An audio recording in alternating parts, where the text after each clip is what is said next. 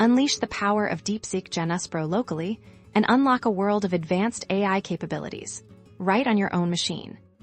First, we need to get our system ready. This involves ensuring you have the necessary prerequisites installed that allow our chosen AI framework to operate smoothly. Think of this as laying the foundation for our powerful new tool. Next, we'll navigate to the official source to download the Deepseek Janus-pro model files. It's crucial to get these directly from the trusted provider to ensure you're downloading the authentic and complete model.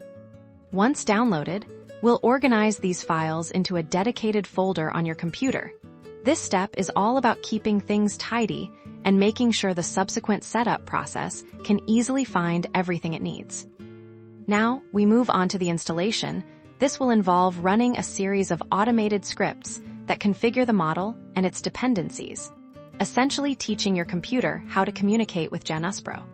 You'll see confirmation messages appear as each part of the installation is completed. This is your visual cue that Januspro is being integrated into your local environment. With installation complete, it's time to bring Januspro to life. We'll simply initiate the model, making it ready to receive your commands and begin processing your requests.